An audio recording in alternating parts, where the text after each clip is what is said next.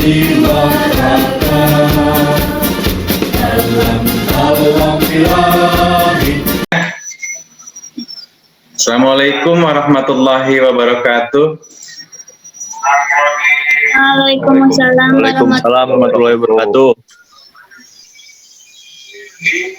Alhamdulillah nahmaduhu wa nasta'inuhu wa nastaghfiruh wa na'udzu billahi min syururi anfusina wa min sayyiati a'malina may yahdihillahu fala mudhillalah wa may yudlil fala hadiyalah. Amma ba'du. Rekan-rekan mahasiswa yang berbahagia, pertama-tama marilah kita panjatkan puji syukur kehadirat Allah Subhanahu wa taala. Salawat serta salam semoga tercurah limpahkan ke junjungan kita, suri teladan kita yang Nabi Muhammad sallallahu alaihi wasallam.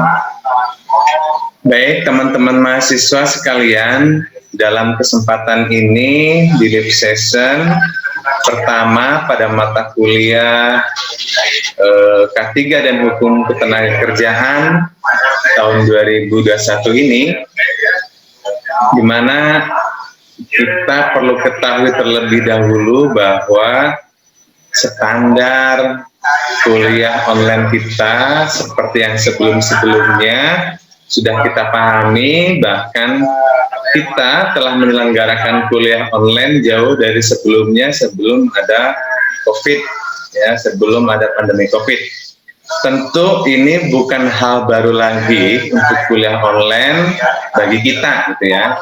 Namun demikian, tetap saya perlu menginformasikan bahwa sistem kuliah online di kita, ya, bahwa perkuliahan kita, karena dalam live session ini kita akan membahas tentang lingkup mata kuliah K3 dan Hukum Ketenagakerjaan.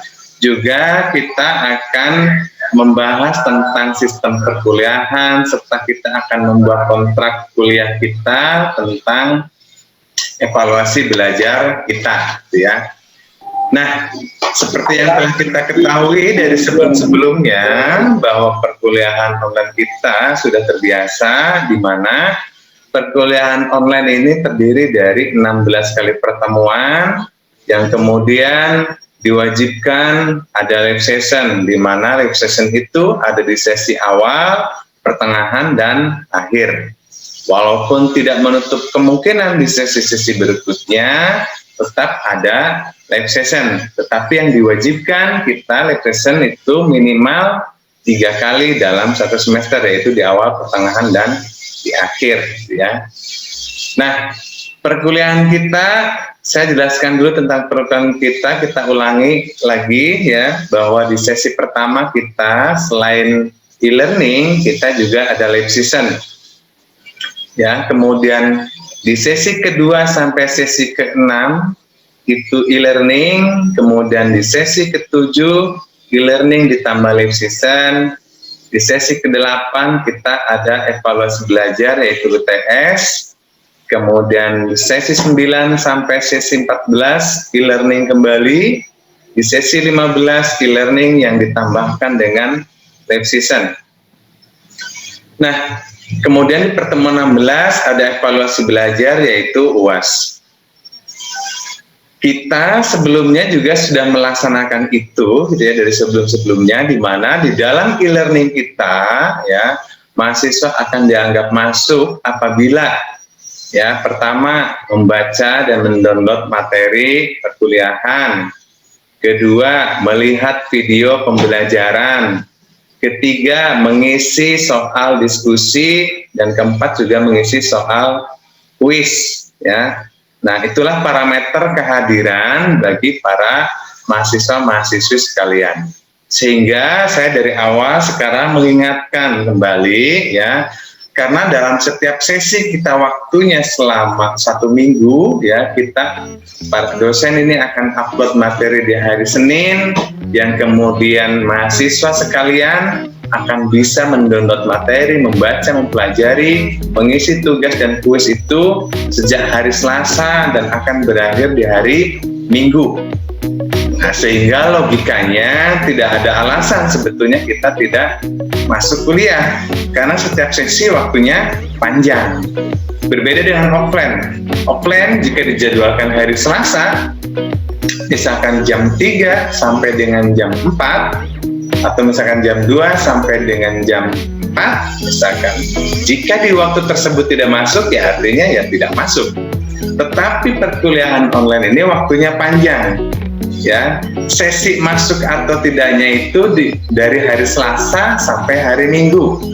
Jika sampai hari Minggu belum melaksanakan 4 hal tadi, maka kita dianggap tidak masuk.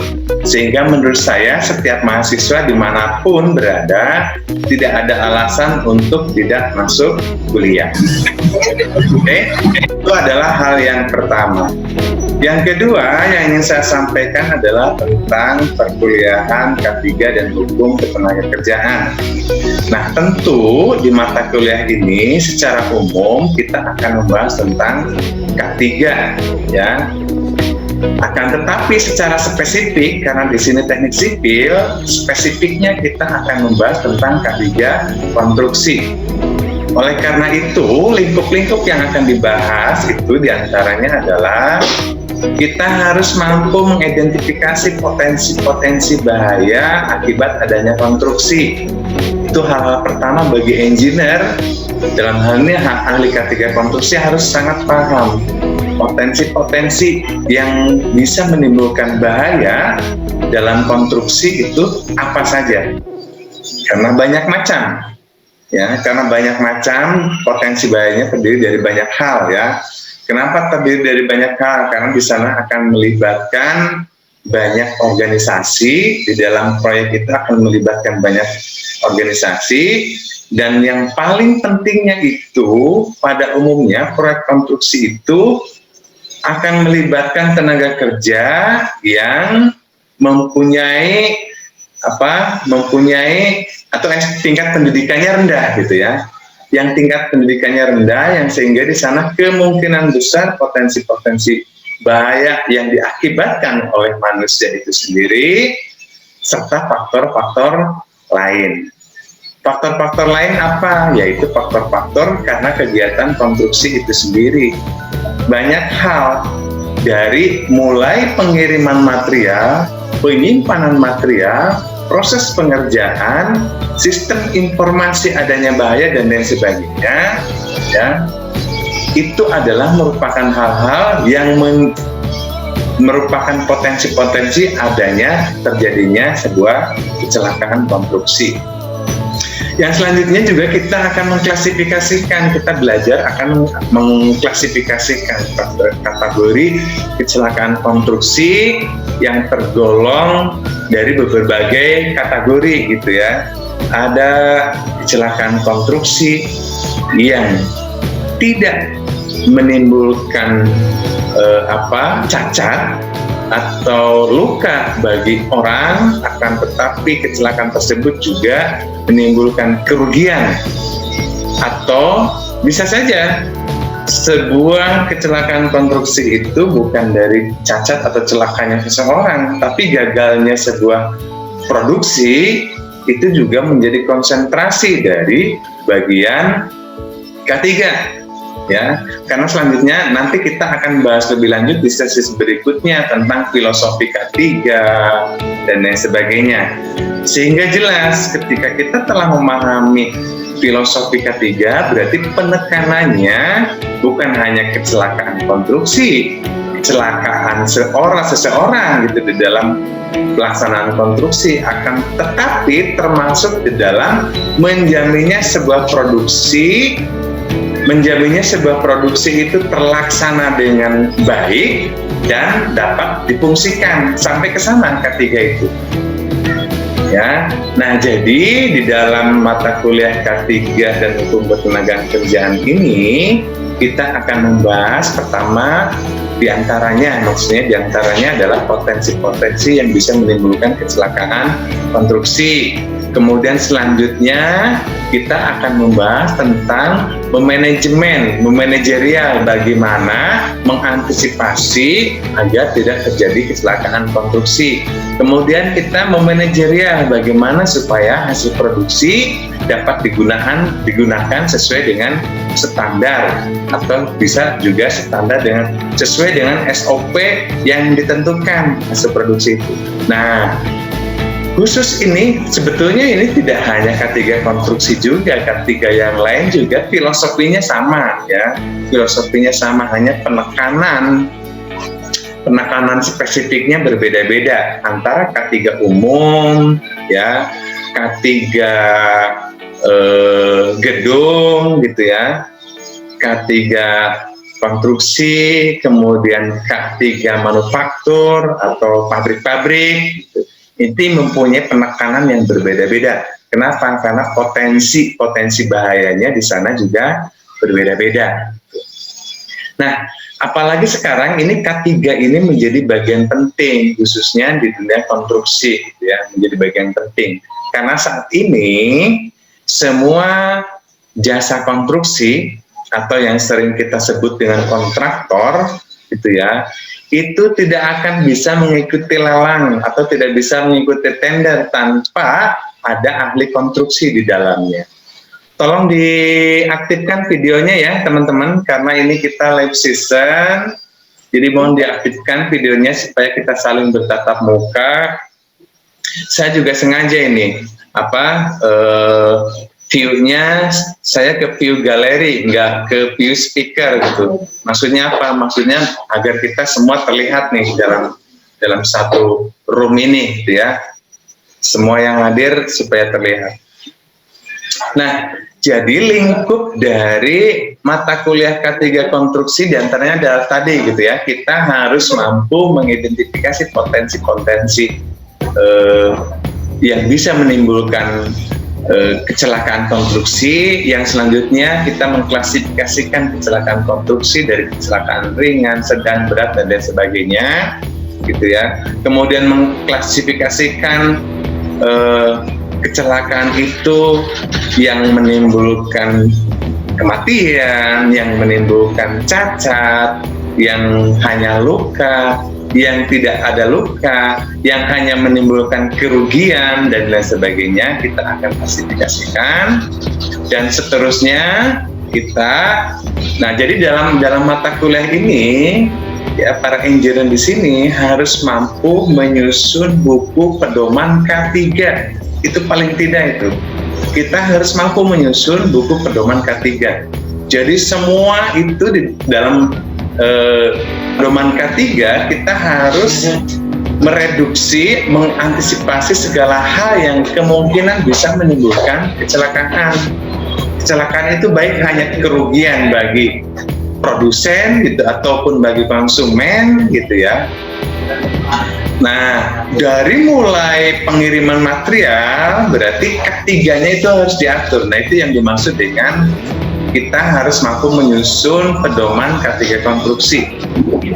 Dari mulai pengiriman material, kemudian syarat masuk ke lokasi material dari jalan raya masuk ke area proyek, berarti di sana harus ada apa saja. Nah, kita harus mampu mengidentifikasi itu dan merumuskan itu.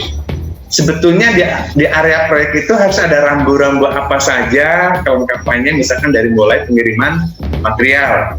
Berarti berkaitan dengan K3, ketentuannya harus apa tuh? Misalkan ada rambu-rambu, hati-hati banyak keluar masuk kendaraan proyek dan sebagainya. Kemudian mungkin di area jalan raya sekitar proyek itu ada zebra cross atau ada lampu bahaya dan sebagainya. Itulah diantaranya. Mungkin kita suka atau pernah melihat gitu ya di area-area proyek yang di sana ada rambu-rambu gitu ya. Ada rambu-rambu lampu kuning yang kemudian ada tulisan hati-hati keluar masuk kendaraan dan lain sebagainya. Nah, itu adalah upaya-upaya dari para engineer ahli K3, karena ahli K3 harus merumuskan segala kegiatan dari mulai pengiriman material sampai pelaksanaan dan sampai selesai gitu. Itu ahli K3. Nah, dalam hal ini maka hal penting yang tidak bisa kita abaikan atau hal penting yang perlu kita kuasai adalah bagaimana kita mampu mengidentifikasi potensi bahaya. Itu yang paling penting. Ya, nanti kita berikan contoh-contoh studi kasus gitu ya. Contoh-contoh studi kasus yang hal-hal sepele ternyata itu merupakan potensi bahaya juga apabila kita tidak membuat standar. Jadi mengerjakan A itu standarnya harus bagaimana supaya terjadi atau supaya tidak terjadi kecelakaan konstruksi. Nah, itu ada standarnya. Siapa yang membuat standar itu? Nah, ada dua yang membuat standar. Yang satu membuat standar quality control, yang satu membuat standar keselamatan kerja. Gitu. Jadi ada dua standar yang itu harus digabungkan antara quality control dengan standar kerja, standar keselamatan dan kesehatan kerja. Nah, itu diantaranya. Jadi lingkup kita, lingkup mata kuliah kita adalah dari mulai kita mampu membahas, mampu mengidentifikasi potensi bahaya, kemudian kita mampu merumuskan pencegahan dari terjadinya bahaya, kemudian kita harus mampu membuat buku pedoman K3. Dalam hal ini tentu yang paling spesifik akan kita bahas adalah pedoman K3 konstruksi. Ada lagi pedoman yang lain, misalkan K3 pengelolaan gedung. Nah, itu ada sendiri tuh. Nah, tadi setiap jasa konstruksi kontraktor saat ini tidak akan bisa ikut lelang tanpa punya ahli K3 konstruksi, sehingga K3 konstruksi di tahun-tahun ini menjadi sangat penting karena semua kontraktor harus punya itu. Tanpa punya ahli K3 konstruksi, maka kontraktor tidak bisa ikut tender. Nah, akan tetapi tentu tidak hanya K3 konstruksi, ada syarat-syarat lain. Tetapi proyeknya apapun, ahli K3 itu harus ada, apapun proyeknya. Nah, yang selanjutnya kita harus paham juga nih, untuk kategori proyek yang memperkerjakan berapa tenaga kerja, berarti harus ada ahli K3 apa saja. Kemudian ada 3 tingkatan ahli syarat adanya ahli K3 itu. Ada yang cukup ahli madya, ada yang cukup ahli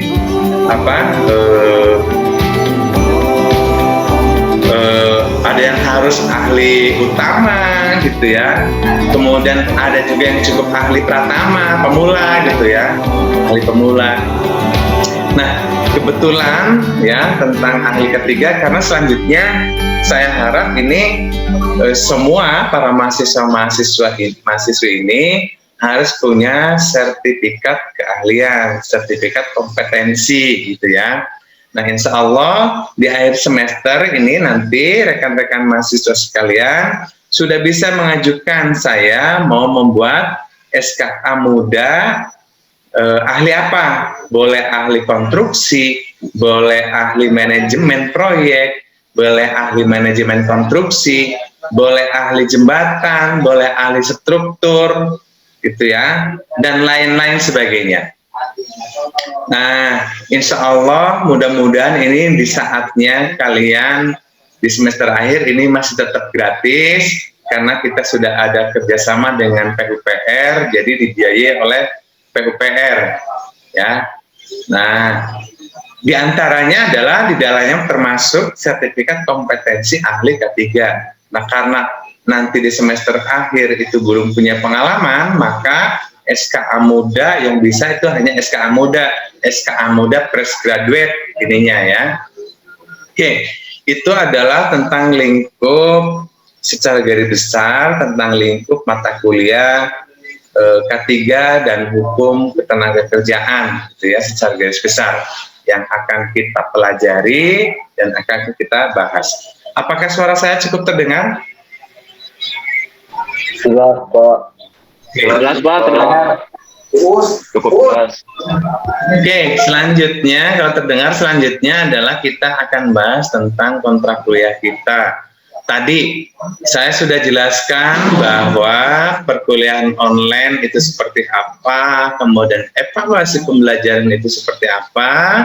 Yang selanjutnya yang akan kita tuangkan di dalam kontrak adalah tentang evaluasi, tentang penilaian.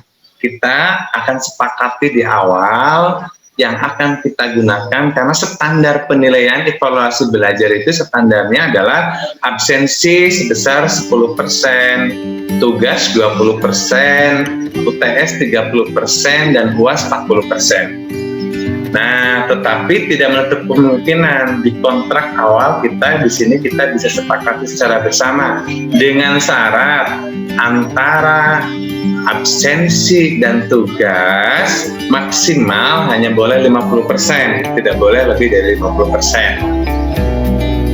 Jadi kita sekarang pastikan kita putuskan absensi mau berapa persen, tugas berapa persen, UTS berapa persen, dan UAS berapa persen. Nah, silakan diusulkan, boleh langsung atau juga boleh melalui chat ya. Silakan diketik di chat jika ada usulan kita mau seperti apa komposisi dari evaluasi belajar kita ya. Boleh silakan masing-masing menuliskan dalam chat ya, atau boleh salah satu perwakilan juga langsung ngomong juga boleh. Nah, cuman untuk mengefisiensi waktu saya rasa lebih baik menuliskan saja masing-masing ke dalam chat ya, yang kemudian saya akan lihat seperti apa usulannya yang kemudian kita akan sepakati bersama. Silakan tuliskan di chat.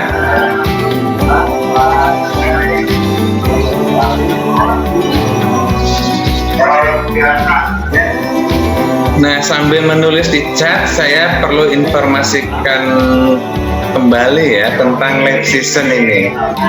Jadi setiap lab season para mahasiswa-mahasiswi usahakan membuka Zoom-nya itu langsung dari Edlink ya, jangan meminta temannya membagi linknya, langsung masuk ke Edlink dan langsung masuk lewat Zoom-nya lewat Edlink. Supaya apa? Supaya di Edlink otomatis absensi kehadirannya terisi secara otomatis. Kalau melalui luar, bukan melalui Edlink, itu tidak akan terabsen secara otomatis. Usahakan di mata kuliah apapun, kapanpun, ketika live session melakukan hal seperti itu gitu ya. Jadi masuk ke Zoom-nya itu ya melalui Edlink, gitu ya. Oke, ini belum ada satupun nih yang menulis di chat ini usulannya. Silahkan. Ini yang lain yang belum aktif videonya mohon diaktifkan. Saya sambil kalian mengetik mau sekalian saya screenshot nih. Siapa saja yang hadir, karena walaupun ini saya rekam gitu ya, walaupun saya rekam, saya publik misalkan di YouTube, yang videonya tidak diaktifkan itu tidak akan terdetek gitu. Jadi seolah-olah yang menghidupkan 3 ya seolah-olah cuma 3 itu yang hadir, cuma 3 mahasiswa itu. Jadi saya harap semua diaktifkan.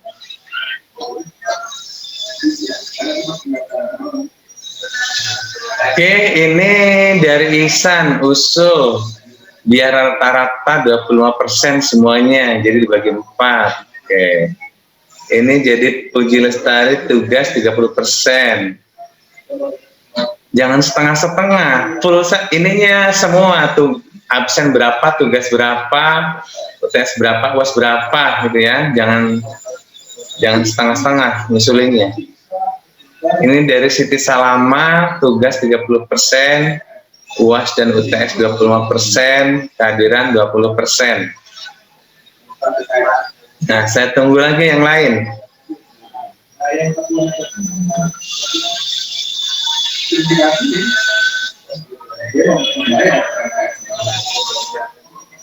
Ada yang sepakat dengan usulan Ihsan Dika Abdillah ini semua dibagi rata 25%?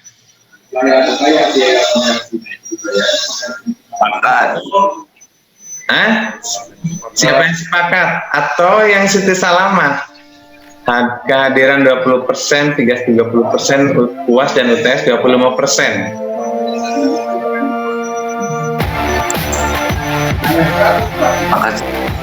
Sangat sepakat sama Bang Ihsan, Pak. Jadi rata.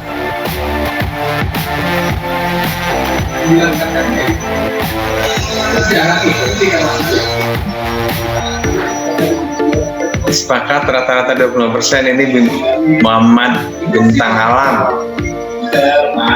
Rizky Usul Iksan Pak 25% rata-rata. Nah ini Ahsan ada nulis lagi nih 25, 30, 20, 25 hadir 25. Oh ini nggak bisa, hadir sama tugas maksimal 50%. Kehadiran sama tugas maksimal 50% ya. Ini kalau 25, 30 nggak bisa.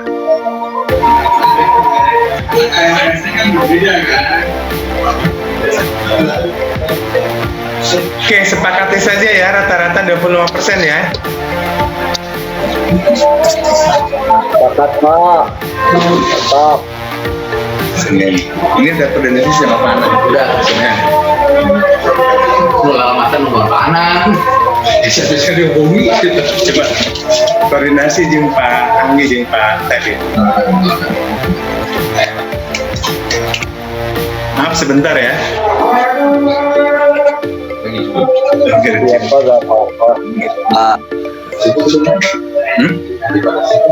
Ya apa-apa ke situ aja.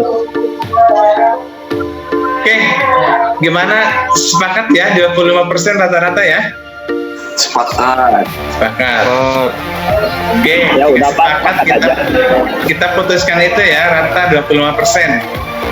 Oke, selain itu ada hal lain yang ingin dipertanyakan? Ada hal-hal yang ingin ditanyakan, baik terkait mata kuliah atau hal lain, silahkan. Muhammad Bintang cukup. Cukup ya, karena kebetulan sudah azan juga ini.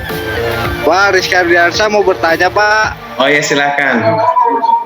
Ini kan K3, matkul K3 jam 1 ya, Pak. Saya bentrok sama struktur kayu hari Jumat juga jam 1.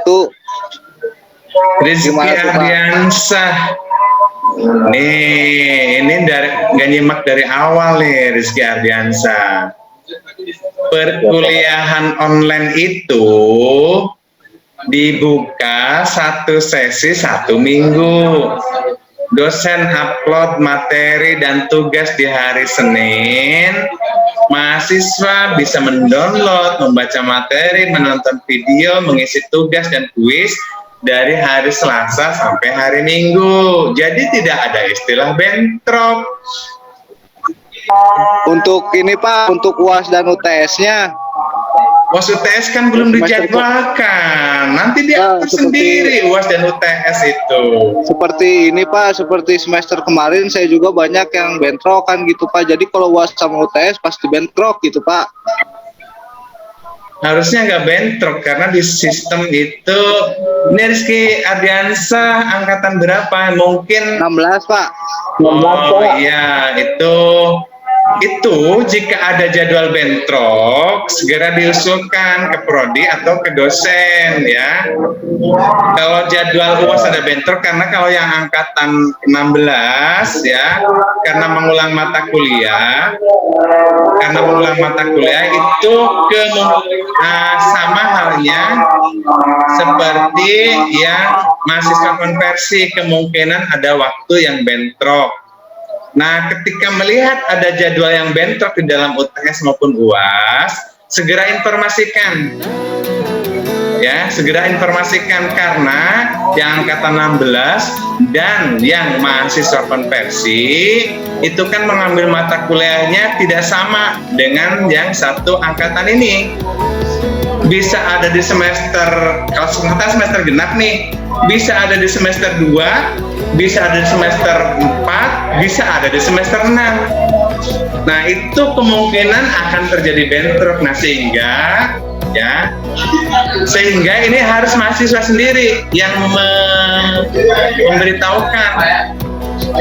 memberitahukan Pak saya bentrok. Nah, supaya di reschedule atau ada dibuat jadwal khusus. Jika tidak ada pemberitahuan, kita tidak tahu bahwa ada yang bentrok. Karena sistem itu akan membuat jadwal itu sesuai dengan angkatan dan kelas gitu. Nah, sedangkan untuk yang mengulang dan konversi kan tidak sesuai dengan angkatan mengambil mata kuliahnya.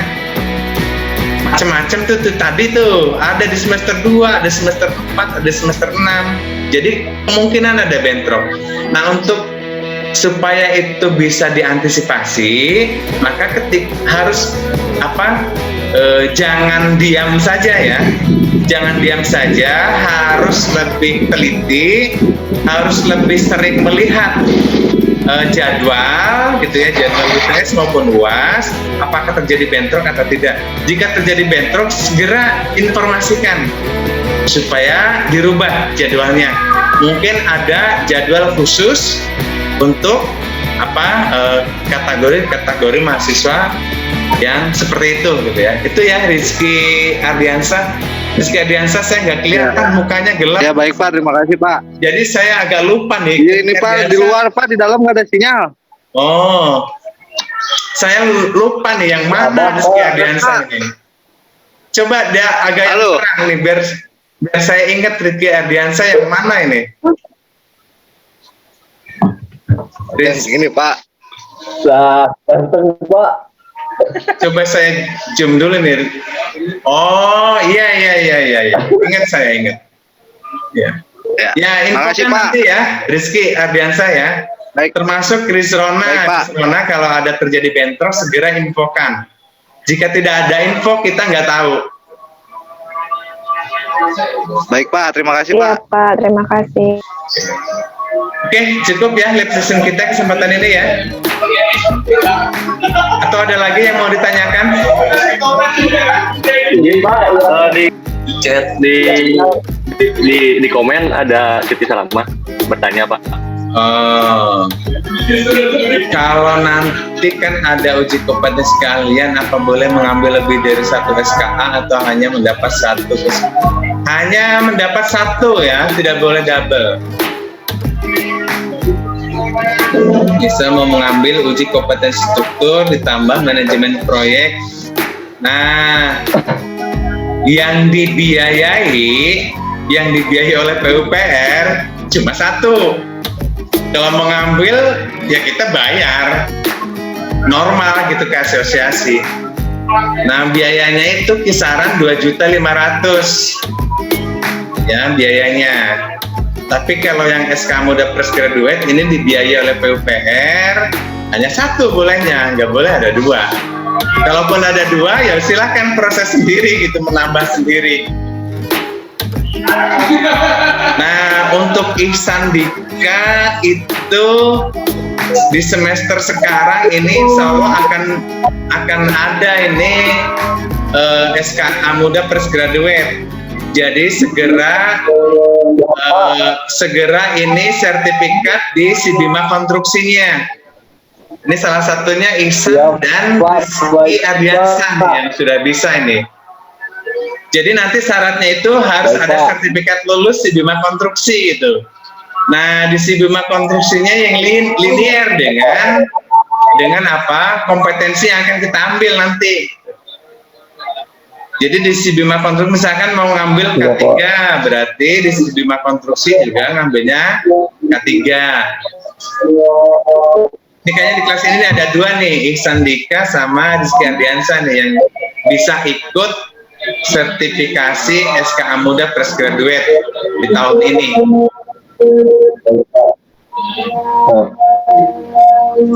Oke, ada lagi? Cukup ya?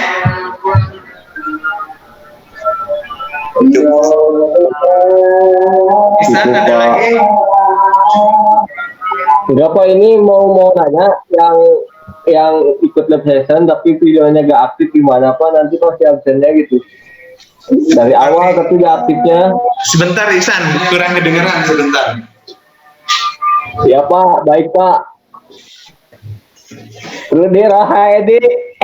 Gitu. Oke, gimana? Ulangi, Ihsan, ulangi. Ini Pak, ya yang ikut live session tapi gak aktif dari awal videonya itu bakal tetap masuk absensi atau enggak gitu. Ya, sebetulnya kalau tadi tuh, kalau masuknya melalui Adlink kan absen otomatis. Tetap yang hadir tetap saya absen. Cuman maksud saya berikutnya, kalau kita live session ya, kecuali saya live session menampilkan materi nggak apa-apa, nggak diaktifkan videonya. Pak. Tapi kalau sifatnya koordinasi seperti ini, ya semua saya harap aktifkan videonya gitu. Karena kan kita sedang live nih, sedang koordinasi gitu, maka harus diaktifkan videonya. Bertatap muka ya Pak, baik. Ya, ya kan jarang ketemu. Gitu. Iya, kangen ya Pak. Ya saya sama Rizrona juga baru ketemu di live Zoom, jadi belum pernah ketemu secara langsung. Gitu.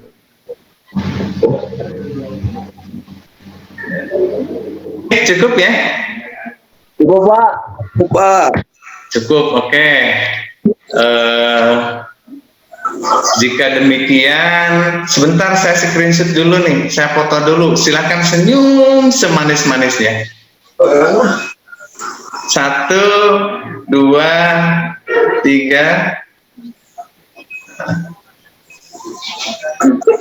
Sekali lagi ya, sekali lagi. Silakan boleh bergaya. 1, 2, 3.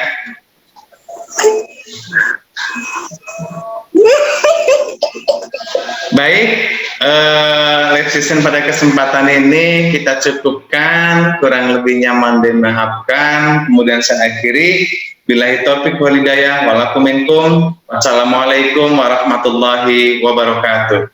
Waalaikumsalam. Wabarakatuh.